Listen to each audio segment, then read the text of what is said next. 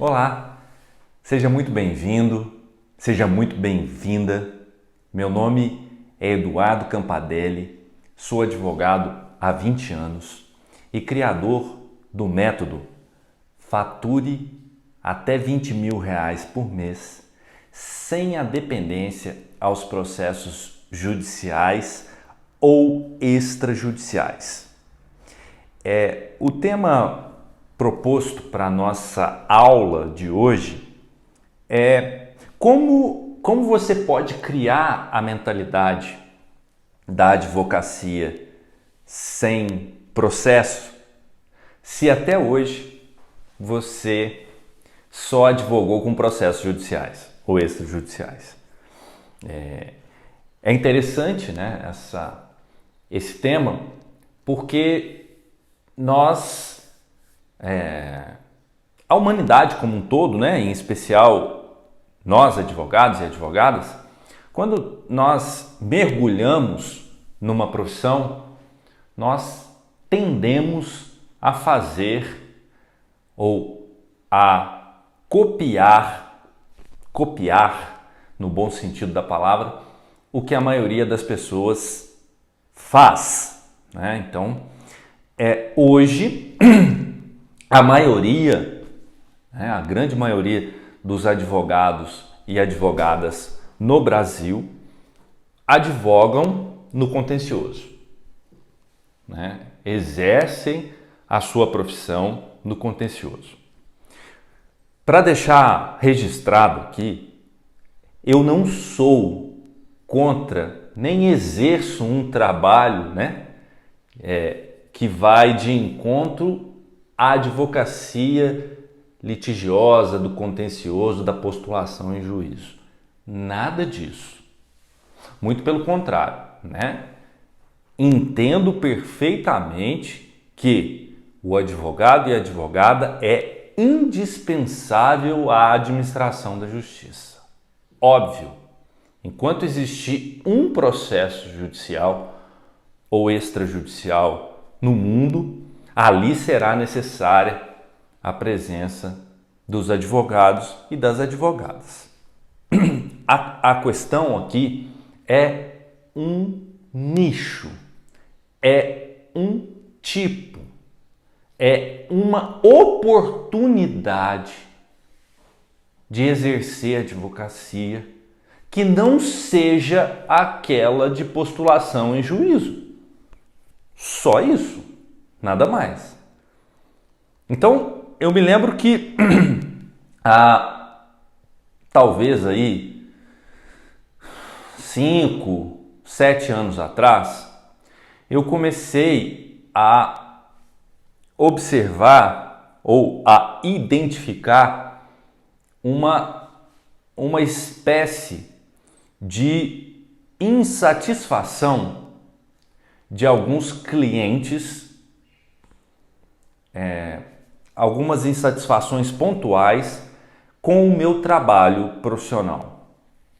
E é óbvio que quando você tem isso na sua profissão, você precisa se debruçar sobre esse assunto, né? Entender o que está acontecendo, quais são suas falhas, onde você está cometendo equívocos que possam estar desgastando a sua relação com o seu cliente. Então, foi ali que eu comecei a observar. Eu já tinha óbvio, como todos os advogados do Brasil, eu já tinha identificado alguns problemas, vários problemas que o sistema judiciário traz em si, né? Mas eu ainda não tinha me dado conta do quão grave eram esses problemas com relação aos meus contratos, no que tange mesmo a relação entre o meu trabalho e dos meus clientes. Até o dia que um cliente sentou no meu escritório, no final de uma demanda, e eu fui fazer a prestação de contas, como sempre faço, né? Como sempre fiz. E aí eu fui fazer aquela prestação de contas super feliz, super contente, né? Dizendo ali para o cliente dos nossos resultados extremamente positivos. Ele era autor de uma ação e obtivemos 100% de êxito, né? E ele estava assim com uma fisionomia bem fechada, sabe? Se limitava apenas a responder sim ou não. E eu ali todo motivado, né? Todo motivado naquela prestação de contas, uma indenização cível, muito boa, inclusive. E num determinado momento da nossa conversa, eu percebi que ele estava desconfortável, que ele não estava bem. E aí eu perguntei para ele o que estava acontecendo, se ele estava insatisfeito com alguma coisa do meu trabalho. Quando eu fiz essa pergunta, a gente brinca aquela coisa do ego, né? Do nosso ego, eu já imaginava que ele fosse dar uma resposta tipo assim: eu estou com problemas familiares, problemas pessoais, me desculpe, não tem nada a ver com você, né? É só uma questão pessoal. Era isso que eu queria ouvir, mas não foi isso que eu ouvi. Quando eu fiz essa pergunta para ele, se ele estava satisfeito com o trabalho, e ele respondeu em alto e bom tom: claro que não. Aí eu disse para ele: como assim, né? Ganhamos tudo, saímos vencedores da demanda. E aí ele me disse assim: olha, foram pouco mais de 3 anos, quase 4 anos esperando o resultado dessa demanda. E a gastrite nervosa que eu adquiri nesse tempo? Quem que vai me indenizar? Você? E ali eu sentia aquela emanação de energia negativa na minha direção e eu preferi ali concluir rapidamente aquela prestação de contas, dar por encerrado o trabalho, né? E dizer para ele que a demora no processo não foi necessariamente, né, ou não foi culpa do seu advogado, muito pelo contrário, né, foi do próprio sistema e da outra parte, do outro colega que propôs alguns recursos protelatórios, né, o processo foi até o STJ, enfim. Uma insatisfação, né? E aquilo ali mexeu muito comigo, né? E me trouxe uma certeza que pipocava no meu dia a dia profissional de que poderia existir outra atividade que não somente a postulatória em juízo. E óbvio que a consultoria e outras, eu já exercia, inclusive, a consultoria jurídica, mas ela não era o foco da minha advocacia, do meu escritório. Então, comecei a me debruçar sobre as atividades privativas da advocacia, que são 4, né? Então eu tinha ali a que era o carro-chefe do meu escritório, que era a postulação em juízo, mas eu consegui mensurar ali e observar que existiam outras 3, né? A assessoria, a consultoria e a direção jurídicas. Então eu passei a colocar como foco da minha advocacia, a assessoria e a consultoria. Então um primeiro passo, ou o primeiro passo, na verdade, talvez o mais importante de todos, para você que quer, como eu, advogar e faturar, por exemplo, até R$20 mil por mês, sem a dependência aos processos judiciais, ou seja, que você eventualmente possa até ter processos judiciais, mas que eles não sejam a razão de ser do seu escritório, você vai ter que virar uma chave mental aí e colocar o seu foco e depois estabelecer suas metas, seus planejamentos com base nessas atividades privativas, quais sejam consultoria, e assessoria jurídicas.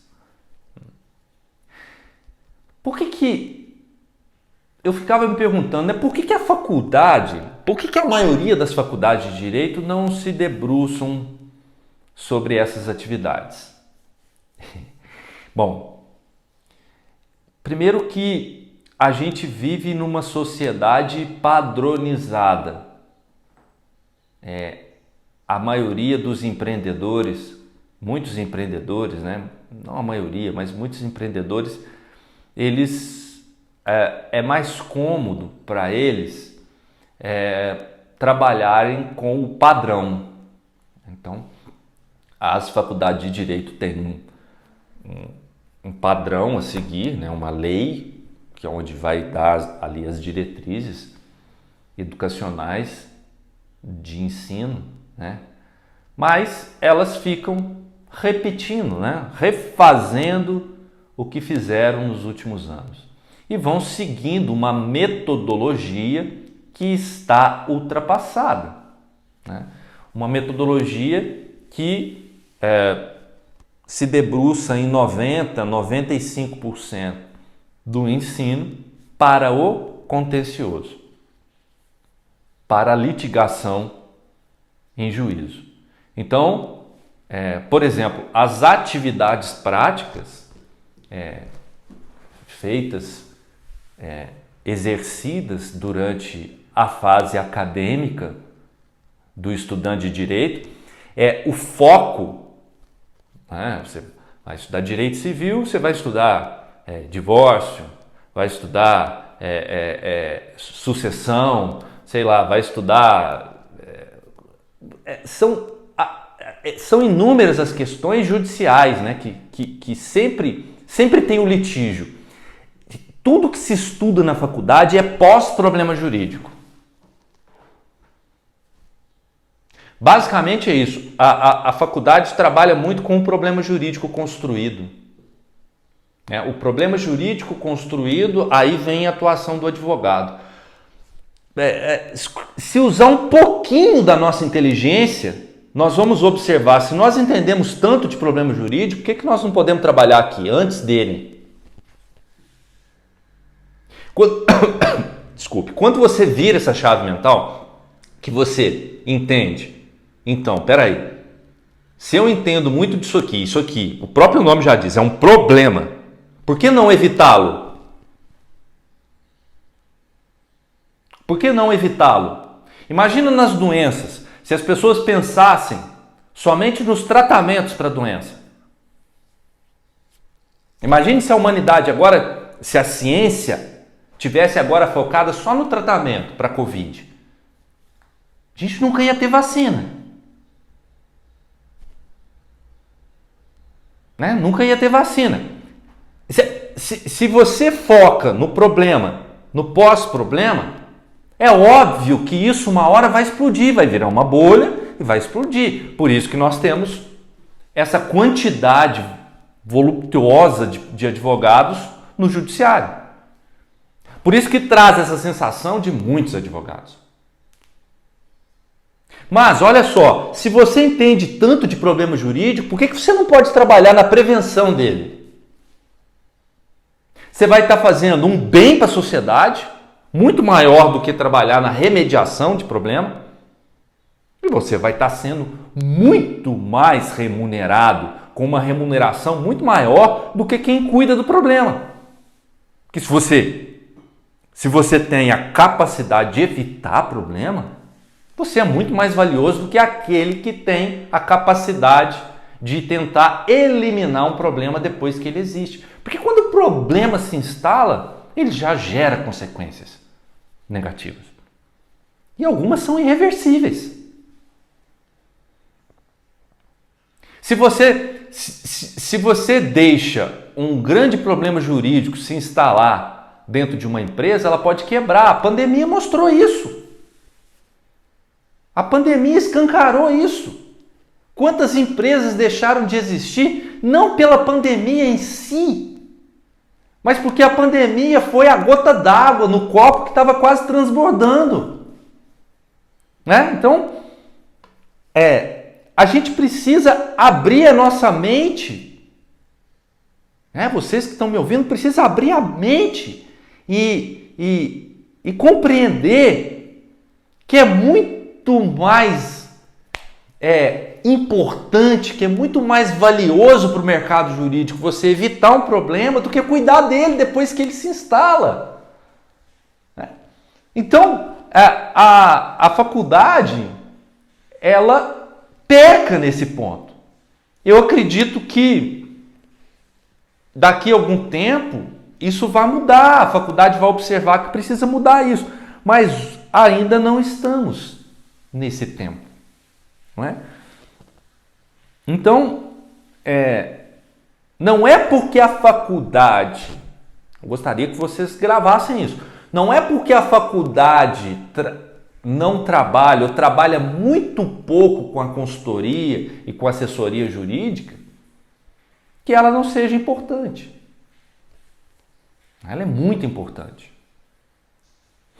E aí, quando um advogado e advogada vai escolher se ele vai trabalhar com o contencioso ou se ele vai trabalhar com a consultoria, é interessante ele fazer os prós e contras de cada um.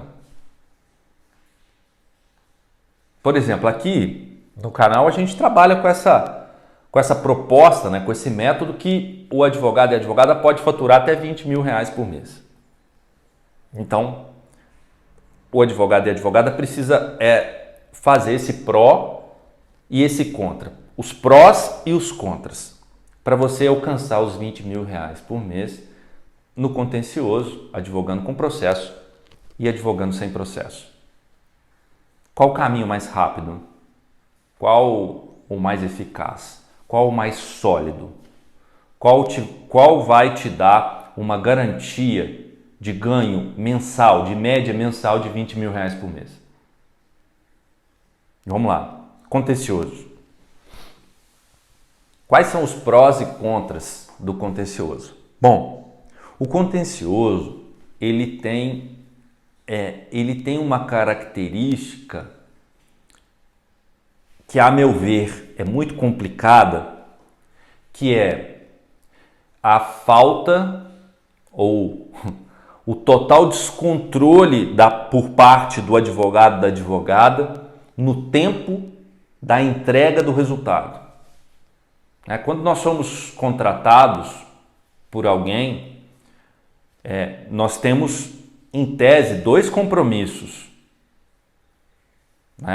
Nós temos o compromisso, apesar da nossa função, nós exercemos uma atividade de meio, nós não termos aquele compromisso, nós não vendemos um produto, Nós não fabricamos algo, porque aí você tem a obrigação de entregar aquilo que foi solicitado, Como nós somos uma atividade de meio, nós não temos a obrigação de entregar um resultado pronto e fechado. A nossa obrigação é nos doarmos, entregarmos tudo que nós temos de bom e valioso no campo cognitivo, no campo das nossas habilidades, para aí sim buscar aquele resultado pretendido pelo cliente. Só que é o seguinte, o tempo de entrega desse resultado para o cliente é importante e você não vai mudar isso nunca na mente dele. Essa incerteza desse time do judiciário, esse é um problema grave, que se não está afetando a sua advocacia ainda, vai afetar. Que se não te tira clientes ainda, vai te tirar.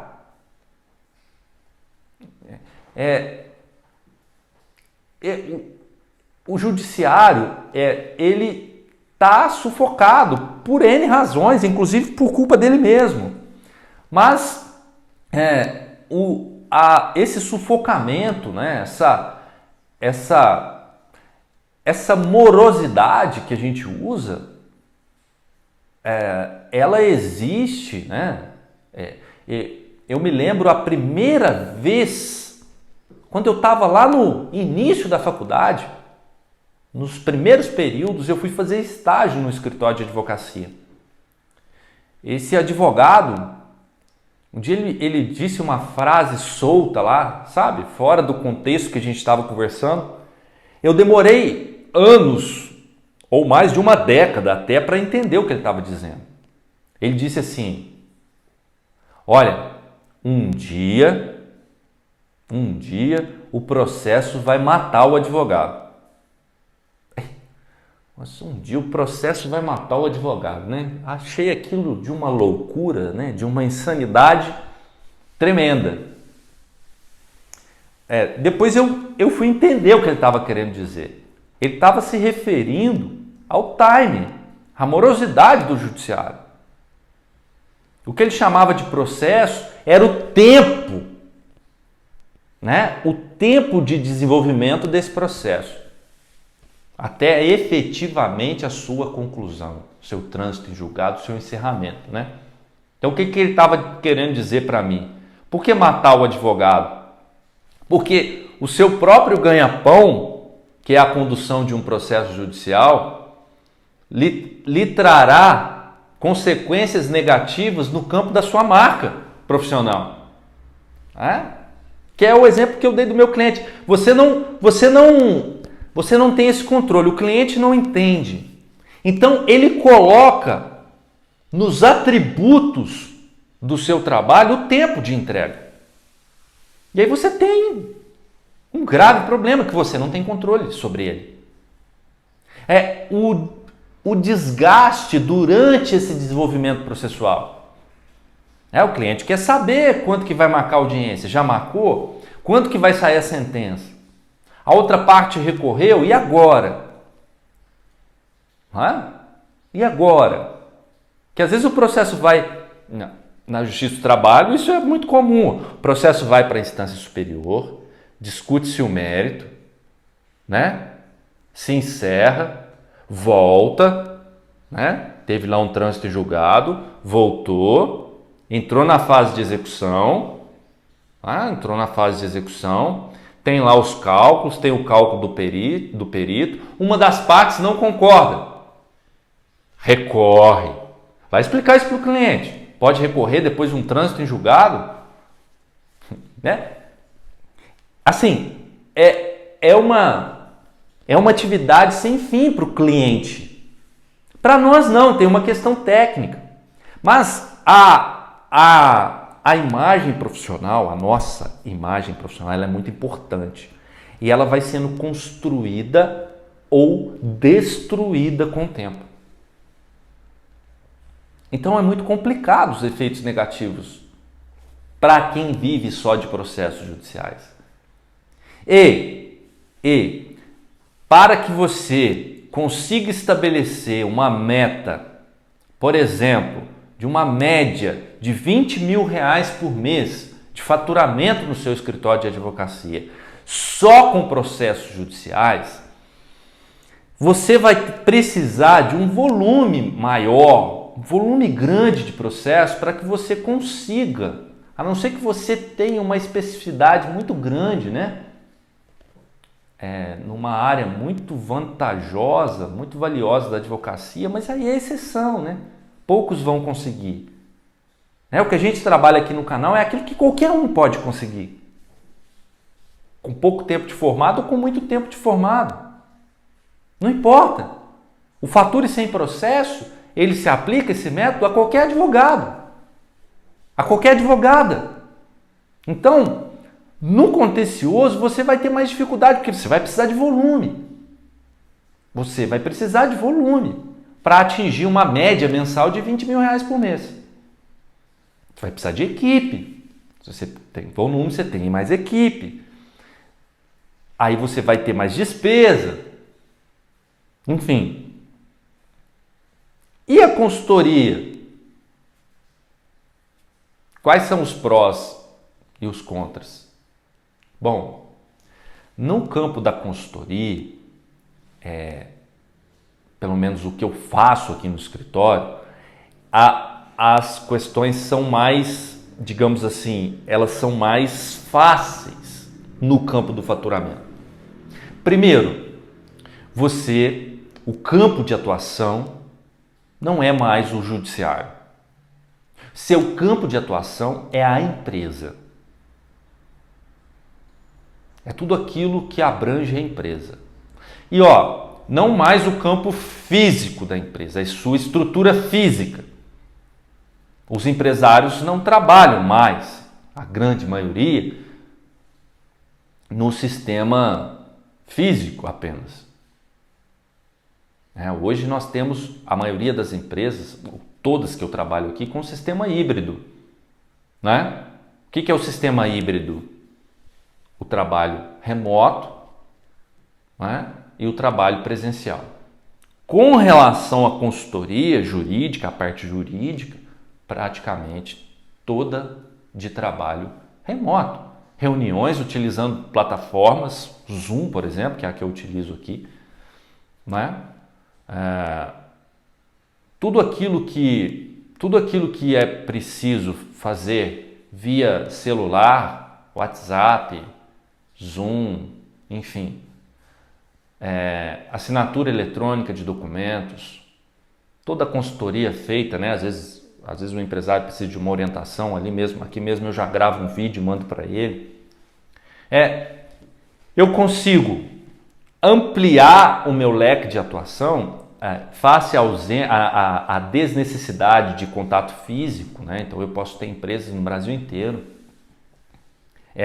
Eu tenho uma capacidade de ampliar o leque de atuação. Com isso, e outra coisa, a entrega do resultado. Então, o cliente me liga aqui de manhã e ele me diz assim: olha, eu preciso que você faça a revisão desse contrato que está na minha mesa para me assinar. Você consegue fazer isso ainda hoje? E eu vou olhar na minha agenda e vou dizer para ele com a mais absoluta certeza se eu consigo hoje ou não. Eu tenho 100% de controle. Olha a diferença. Eu tenho 100% de controle da entrega do meu resultado, do time da entrega. Continua sendo a mesma atividade de e-mail. Eu não posso dizer para ele que ele não vai ter, né? Ou que o contrato está 100% garantido, enfim. É uma atividade de e-mail, óbvio. Eu vou me doar, eu vou entregar todas as minhas habilidades, eu vou me dar o máximo, doar o máximo para interpretar aquele contrato que está na minha mesa. É isso. É a mesma atividade de qualquer advogado. Porém, agora, na consultoria, sem o judiciário, eu sei dizer em quanto tempo ele vai estar com esse trabalho pronto na mesa dele. Diferente se ele estivesse me pedindo para propor uma ação judicial. Não é? Muito diferente. Então não há desgaste. Se houver um problema com o tempo de entrega do meu resultado, fui eu que causei. Porque se eu assumir, se eu me comprometi, por exemplo, a entregar naquele dia que ele está me pedindo e eu não fiz essa entrega, aí a responsabilidade é minha. Aí não tem problema. Vai doer menos, porque fui eu que causei esse problema. Difícil é você ser responsabilizado por uma coisa que você não fez, como no caso dos processos judiciais. Então a consultoria, ela te dá uma satisfação profissional e pessoal que a advocacia de postulação e juízo não te dá. E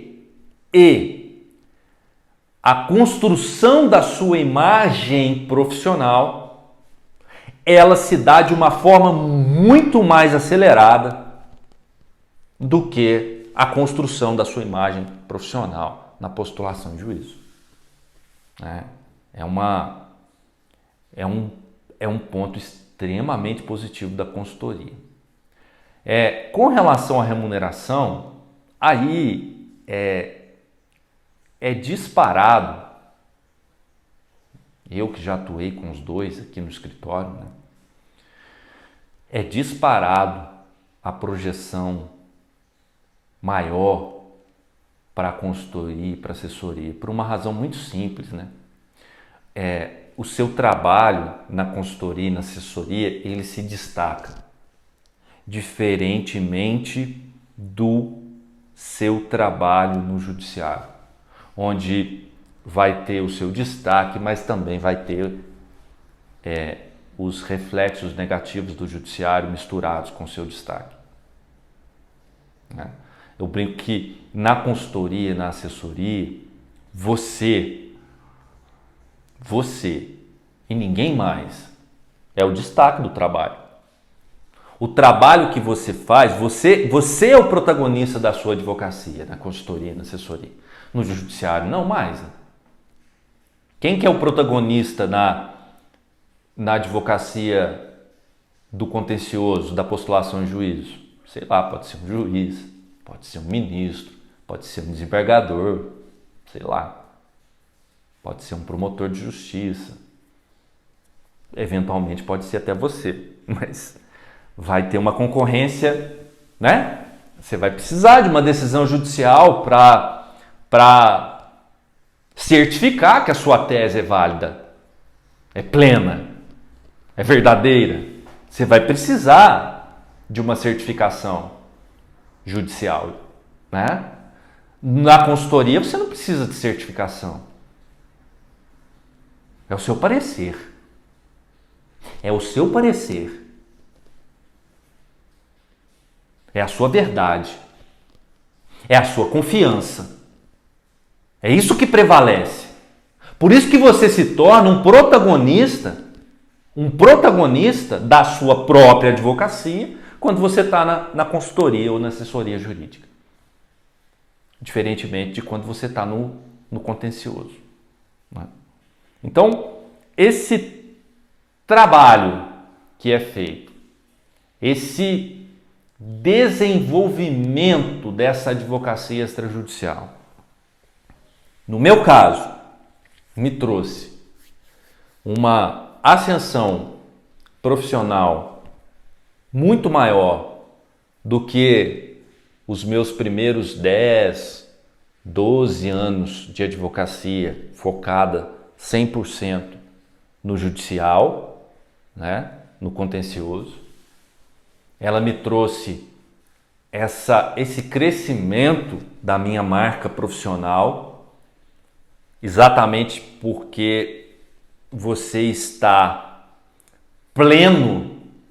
Eu gosto dessa palavra, né, porque você está pleno na sua advocacia, suas qualidades e seus defeitos, né? Mas você está pleno.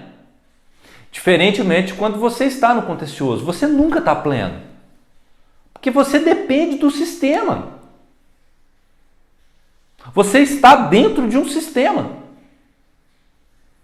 que vai te travar de vez em quando, que vai paralisar numa pandemia mais do que todo mundo. Enquanto uns ficaram um mês sem trabalhar, o judiciário ficou meses, né? Que você que você começa a ter alguns entraves,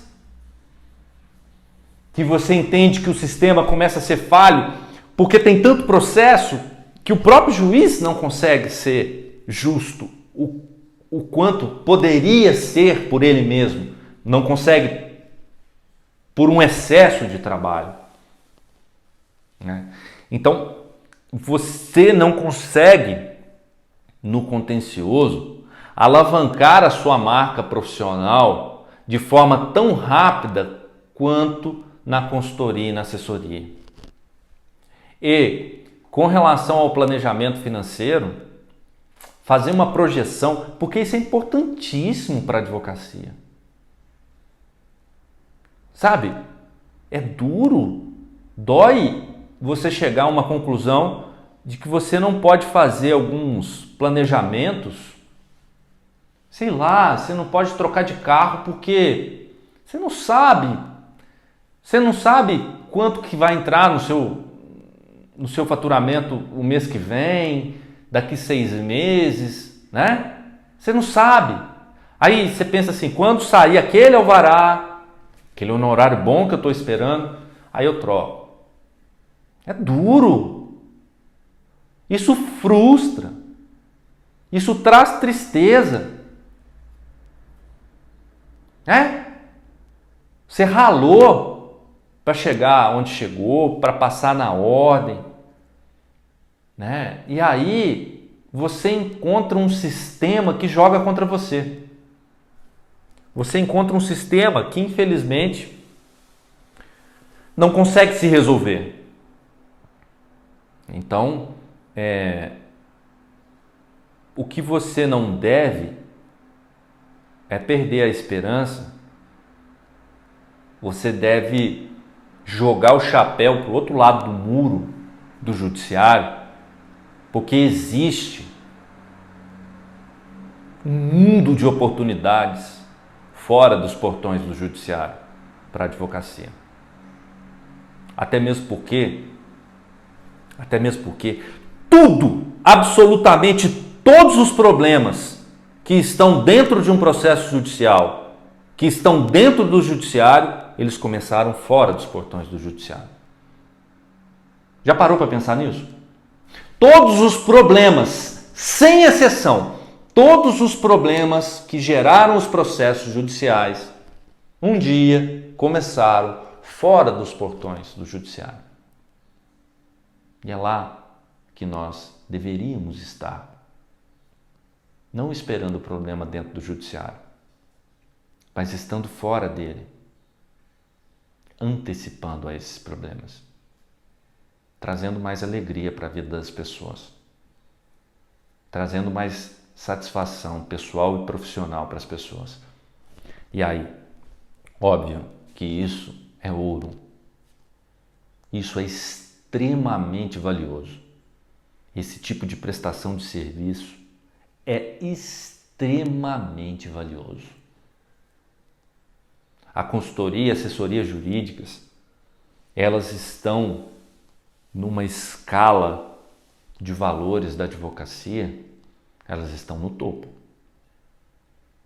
Elas estão no topo. Por uma razão muito simples.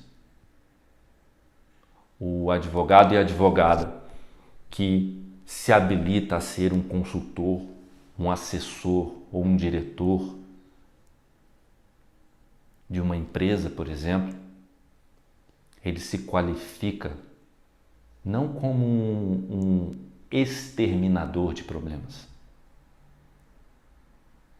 mas como alguém que efetivamente impede a existência de um problema. Porque o empresário sabe muito bem que quando o problema jurídico se instala, ele, por si só, ele traz consequências irreversíveis. Outras não. São essas consequências reversíveis que vão ser objeto de atuação do advogado que trabalha no contencioso. Mas é mais ou menos aquela história, né? O tratamento para o câncer, ele é necessário. Mas o próprio tratamento traz consequências negativas também, não é? Bom seria se ele não existisse, não é? Bom mesmo seria se ele não existisse. O empresário sabe que o problema jurídico às vezes é o câncer da sua empresa. Bom mesmo é se ele não existisse. Ficar remediando problema jurídico no meio de uma pandemia pode quebrar uma empresa. Ficar remediando problema jurídico no meio de uma crise econômica gigantesca que vai existir em 2021 pode ser o fim da sua empresa. Então, essa oportunidade que se estabelece hoje, já há muito tempo, né? Mas que se materializa de uma forma grandiosa da consultoria, da assessoria e da direção jurídicas, esse é o grande nicho do mercado jurídico. Uma grande oportunidade bate à sua porta. Lembre-se disso. Lembre-se disso. Gratidão pela atenção. Se inscreva aí nos nossos canais, no Telegram, no grupo Faturadores. Sempre tem material novo lá. Mas não deixa de se inscrever e principalmente deixar seu comentário, seu feedback, para que a gente saiba se estamos aqui no caminho, se vocês gostariam de alguns vídeos específicos, de alguns assuntos específicos aí no campo da consultoria ou da assessoria, que quando vocês se inscrevem, vocês são avisados pelo canal aí dos vídeos novos. Um abraço a todos.